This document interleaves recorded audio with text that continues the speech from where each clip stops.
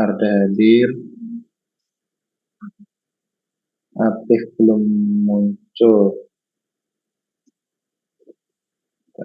Sorry. Atif belum muncul, Farhan Ramadan hadir. Oh, siap Prianto nggak ada, Perdiko ada, Salim ada, Jopun nggak ada, Gilang ada, Intan Maulana ada, Jadu ada, Jasmine Barang bisa,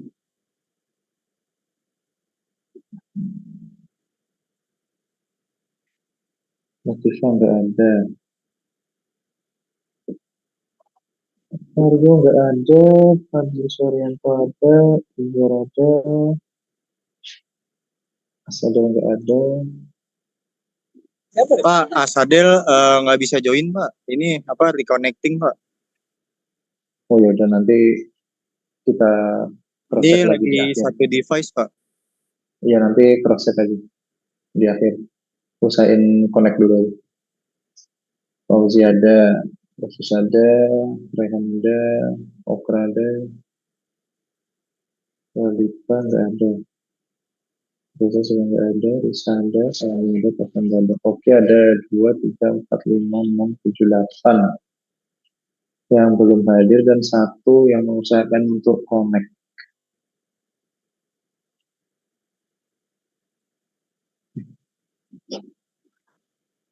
Oke, nanti kita coba presentasi ulang untuk sebelum kita tutup pertemuan pada siang hari ini.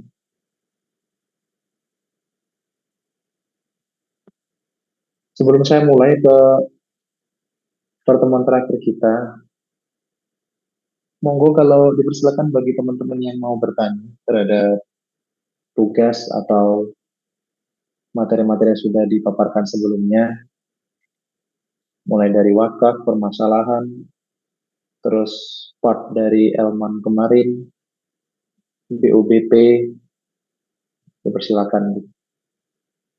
Sama sekaligus mengingatkan ya kawan-kawan sekalian, bagi yang merasa belum mengumpulkan tugas, baik yang pra-UTS maupun pasca UTS, ataupun juga teman-teman yang merasa belum mengumpulkan atau mengerjakan UTS, juga monggo gimana gitu tindak lanjutnya dipersilakan. Kalau tugas mungkin bisa langsung email saya aja. Ini beberapa udah ada yang berprogres, udah ada yang ngasih tugasnya ke saya. Baik yang pra-UTS atau pasca UTS nggak apa-apa gitu. Atau yang pernah mau dikumpulin ke Mas Gumelar lagi juga nggak apa-apa. Tapi yang penting dikerjakan aja gitu buat tambah nilai-nilai kalian. Masih ada beberapa yang saya data belum mengumpulkan soal. Pak. Oi, gimana? Enggak, Pak. Oh, oke. Bocor.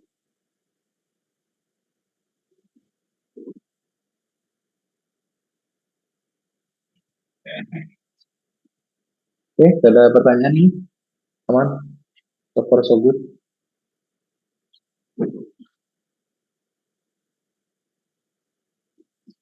So far so good kayaknya.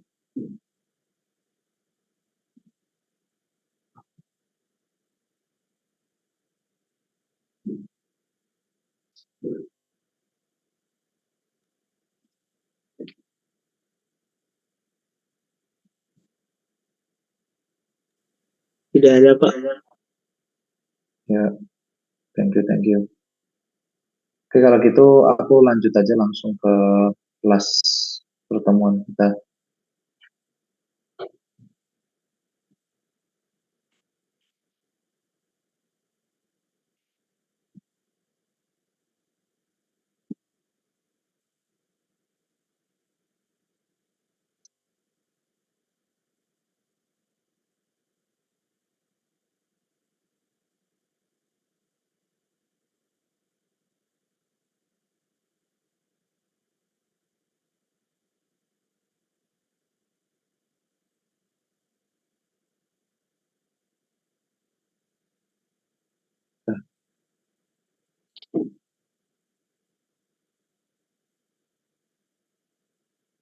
Kelihatan nggak ya? Betul, Pak. Oke, siap, thank you. Ini terkait last meeting kita ya, masih bahas Permenkeu 139 2020. Kalau kemarin kita udah discuss tuh terkait alurnya, dimulai dari preparation ya, penganggaran preparation. Anggaran preparation dari awalnya KPPIP diskusi dulu ya, kiranya mana yang strategis nih, kiranya mana yang perlu dianggarkan gede atau kecil nih, gitu. Terus habis itu diarahin ke bendahara negara mencairkan via Elman, terus Elman buatin rekening ke Kementerian Lembaga terkait untuk nantinya membayarkan tanah yang sesuai dengan arah kita ya, pengadaan tanah. Nah, after pembayaran uang ganti rugi itu, karena ini duit negara ya, maka akan ada semacam sistem pertanggungjawaban yang disebut dengan pertanggungjawaban belanja modal. Kenapa? Karena setelah kita bayarkan uang ganti rugi tersebut, si uang ini akan tercatat sebagai aset negara dan dipertanggungjawabkan dalam perhitungan mereka atau dalam neraca belanja modal negara. Nah, ini juga tertera ya dalam Perpres kita di tahun 2020 nomor 72, realisasi pendanaan pengadaan tanah proyek strategis nasional itu akan dicatat sebagai penambah belanja modal pada kementerian lembaga. Lebih tepatnya di pasal 8A. Kayaknya juga udah sempat bosen terkait perpresnya. Monggo kalau mau baca-baca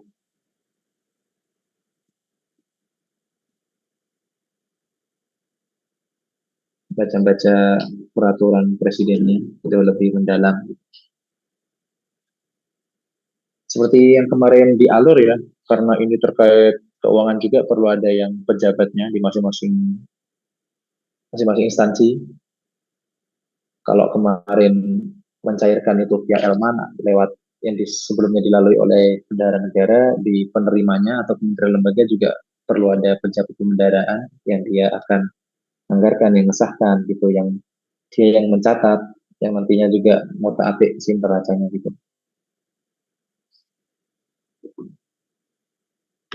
Oke, lanjut back to siklus sikliknya kemarin ya, juga sudah berkali-kali saya oke, Rahman aman akan ada semacam dana jangka panjang. Selain dia pengeluaran untuk KL, ada juga yang dia investasikan terlebih dahulu supaya mendapatkan dana tambahan. Kalau dianggarkan nanti ada proses pembayaran UGR, pencatatan tanah dalam aset lain, atau pengurangan aset. Maksudnya kalau yang via KL akan ada rekon dulu, terus nanti penganggaran belanja modal, pengasahan belanja modal, pencatatan tanah. Bentar-bentar guys.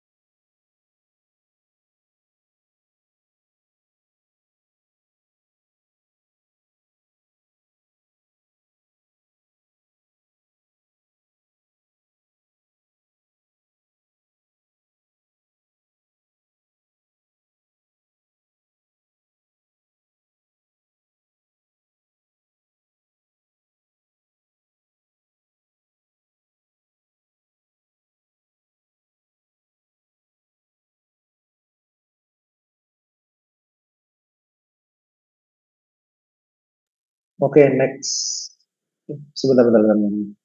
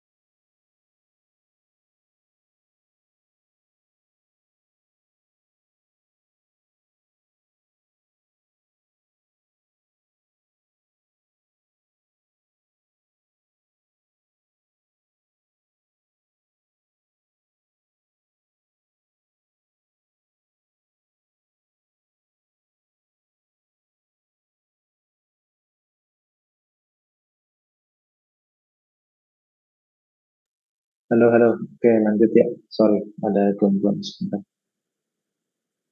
Oke, ini siklusnya kurang lebih seperti itu. Kemarin udah aku paparin juga. Anak aja. Nah ini penganggaran belanja modal itu seperti apa? Yang pertama start from rekonsiliasi ya, antara Elman sama kementerian lembaga, karena ini jalurnya emang benar-benar kita ke kanan gitu via kementerian lembaga, via apa ya, via pihak lain ke Elman yang turun tangan langsung sendirian. Rekonsiliasinya itu apa aja, nilai ganti kerugiannya berapa, terus juga nilai dana badan usaha yang telah diajukan permohonan pembayaran kepada Elman tetapi belum dibayarkan berapa. Terus nanti akan ada laporan atau surat penyampaian realisasi pembayaran ganti kerugian pengadaan tanah itu berapa, gitu. Nanti diarahkan ke Elman gitu. Selain itu nanti lanjutnya KL juga akan mengajukan revisi BIPA belanja modal kepada DJA dengan keterangan dalam rangka pencatatan atas pengadaan tanah yang dilakukan oleh Lembaga Manajemen Aset Negara.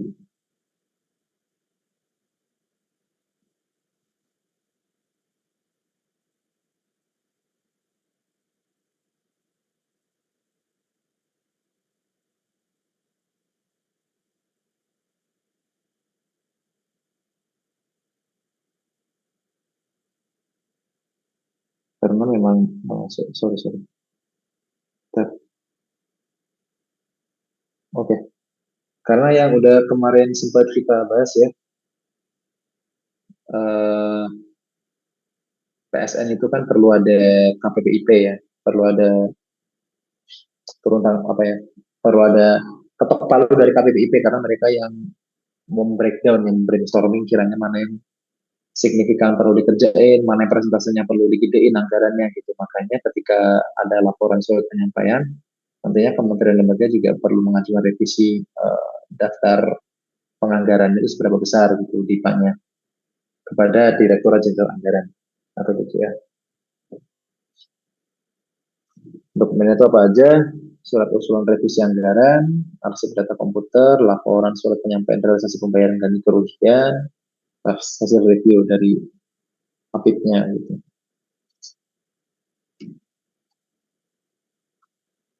Ini pengasahan belanja modal ya.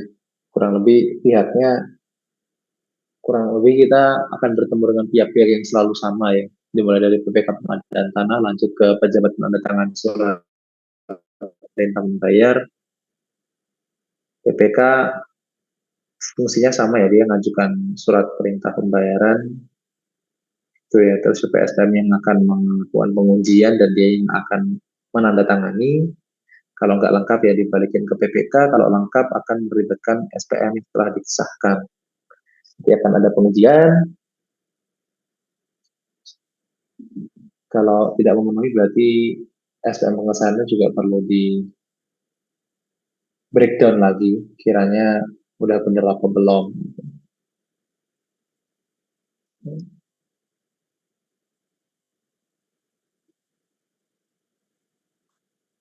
Kalau emang udah bener ya udah nanti akan muncul tuh namanya SP2D atau surat perintah pencairan dana.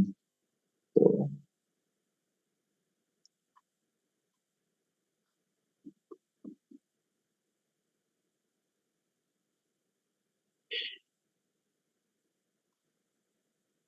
Oh iya, SP2D ini juga perlu diuji dulu ya, divaliditas sama si KPPN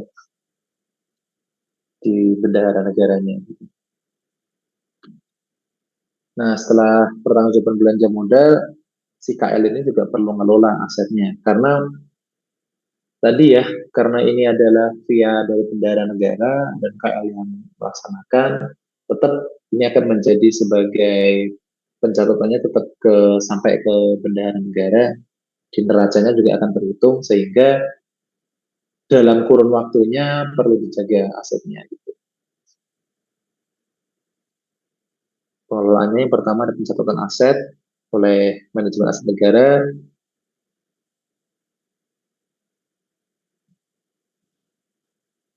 terus pencatatan aset juga via kementerian lembaga, misalnya SP2 di pengawasan belanja modal, KL akan mencatat aset hasil pengadaan tanah sebesar belanja modal yang ditetapkan, lalu juga ada sertifikatan pengadaan tanah dilakukan oleh menteri atas nama cek itu diarahkan misalkan pengadaan tanah tanah atas menjadi atas. Lalu tanah tersebut akan dikelola melalui peraturan di bidangnya masing-masing. Pengamanan, pemeliharaan, pengawasan, dan pembelian tanah juga akan menjadi tanggung jawab si pemilik tanah sesuai sertifikat yang baru tersebut. Penetapan status penggunaan akan ditetapkan oleh pengelola barang kepada kementerian atau lembaga. Penetapan status penggunaan direkomendasikan oleh Elman kepada pengelola barang, di mana usulannya itu oleh Elman harus dilengkapi dengan SP2D dan rekapitulasi bidang tanah yang telah dibayarkan oleh Elman gitu.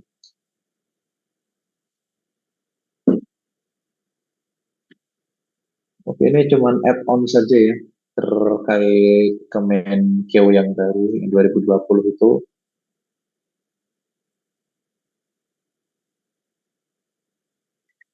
Ada ketentuan-ketentuan peralihan apa aja gitu. Di mana yang pertama harus ada proses verifikasi BPKP ya atas data talangan tanah yang telah dilaksanakan sebelum ditetapkan Perpres.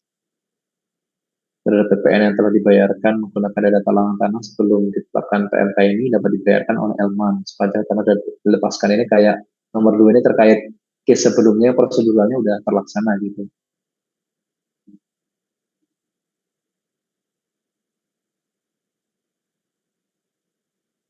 Kalau nomor 3 ini terkait dana talangan yang belum dibayarkan Elman sebelum PMK-nya terbit.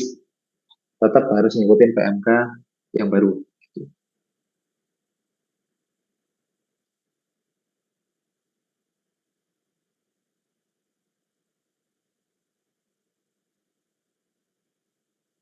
Ini terkait acuan Perpres tetap dinyatakan sah ya sampai PMK ini terbit.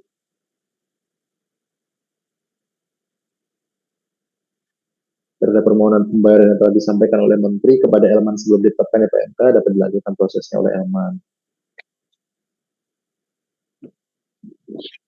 Jadi PMK ini tetap mengakomodasi ketetapan-ketetapan sebelumnya yang mengacu pada peraturan-peraturan sebelumnya juga. Dan juga ada yang diarahkan ke PMK yang baru, kayak yang nomor 2 tadi.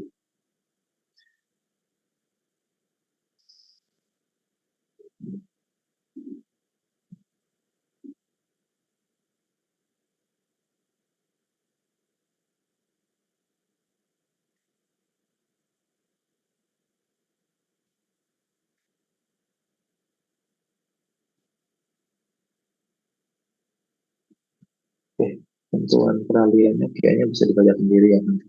Terkait apa aja perubahan-perubahan yang muncul di pasal-pasal yang baru.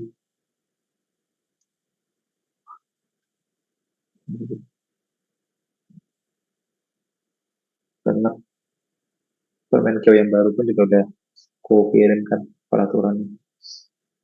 Jadi aman, kalian bisa baca-baca sendiri. Ini kayak semacam kalian tugas kemarin sih.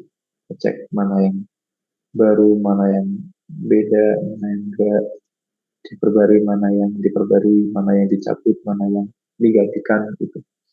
Cuma gitu-gitu aja. Oke, ada pertanyaan nggak ya?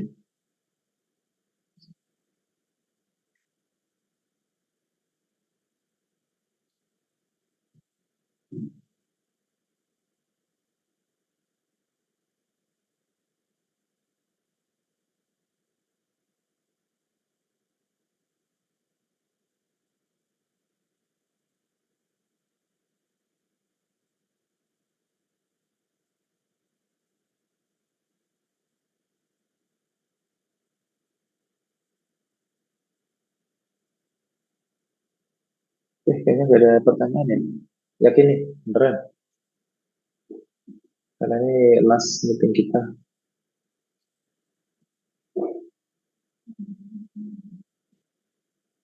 Oke, kayaknya nggak ada. Saya anggap aman. Ya, mungkin cukup, Pak. Apa? Gimana? Mungkin cukup, Pak. Oke.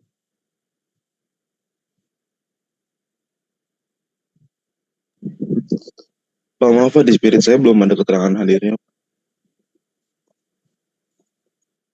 Bentar, bentar. Tadi apa? Keterangan hadir. Iya Pak. Oh ya, santai, santai, bentar. Yang penting materinya dulu, bukan hadirnya.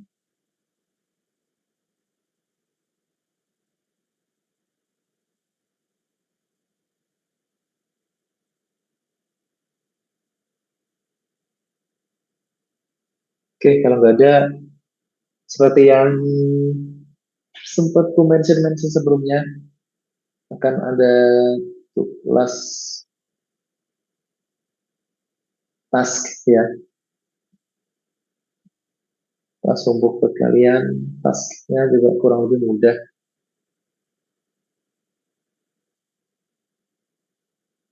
Aku mau kalian buat berdasarkan argumen kalian sendiri, paparan kalian sendiri, dan sepemahaman kalian sendiri terkait apa itu kosopan dan selisih kosopan.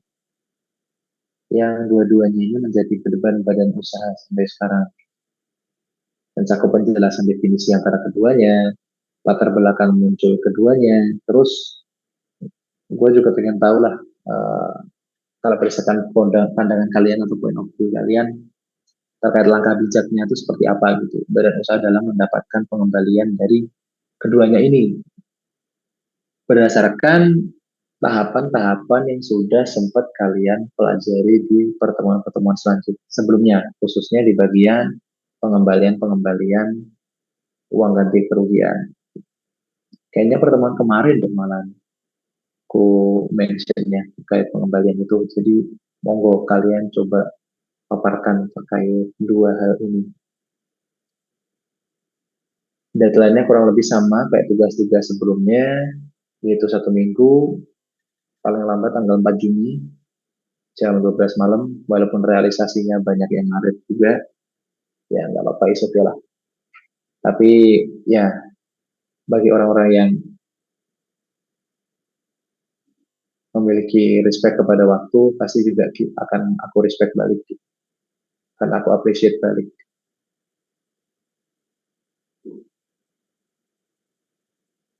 Dan appreciate-nya nggak hanya sekedar omongan gitu, santai aja. Formatnya PDF ke email ya, gmail.com. Nggak ada batasan halaman, nggak ada batasan berapa banyak. Mau tulis tangan, mau ketik, silakan. Yang penting karya sendiri gitu.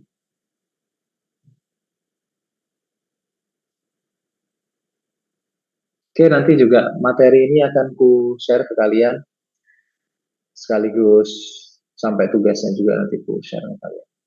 Tuh, oke, ku stop share aja. Sambil kita coba back to presensi ya, karena tadi ada yang sudah menanyakan kok kehadiran saya nggak muncul. Seperti yang saya bilang tadi, ada 8 orang yang masih tercatat alpha, di mana salah satunya tadi mencoba untuk connect gitu. Coba aku sebut satu-satu ya. Reza Dwi Pahlevi, Pradita Rizky, Muhammad Asadel, Muhammad Akmario, Latifah, Gavin, Fauzi Aprianto, sama Atif Bagaskara. Ada yang Mohon maaf muncul Pak, nggak? Reza Dwi Palevi hadir. Tadi masuknya 14.40. Aman-aman, oke. Iya Pak. Atif Terus, hadir Pak, Atif. ya, Pak Muhammad oke. Si Aprianda juga hadir Pak.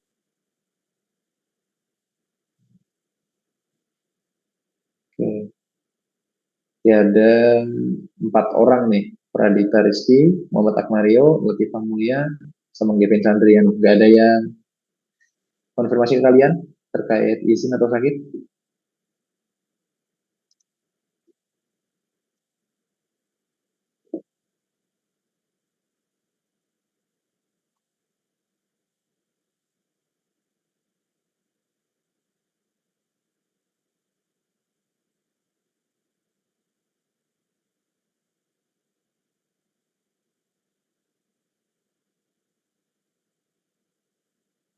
nggak ada ya, aku anggap alpha ya, berarti 5 orang itu 5 ya tadi, 5 ke 4. Oke, sebelum ku tutup, kalau nggak ada pertanyaan, silakan dipelajari lagi aja materi-materinya. Dan sebelum saya tutup juga saya ucapkan terima kasih atas atensinya kepada teman-teman sekalian selama 7 pertemuan, walaupun cuma ketemu sekali, sisanya hanya online gini. Madep laptop aja, cuman mantengin laptop. Mohon maaf apabila ada kesalahan, apabila ada paparan yang kiranya masih belum memahamkan kalian teman-teman semua. Feel free to ask kalau misalkan masih ada yang mengganjal atau masih ada yang perlu dikulik lebih lanjut.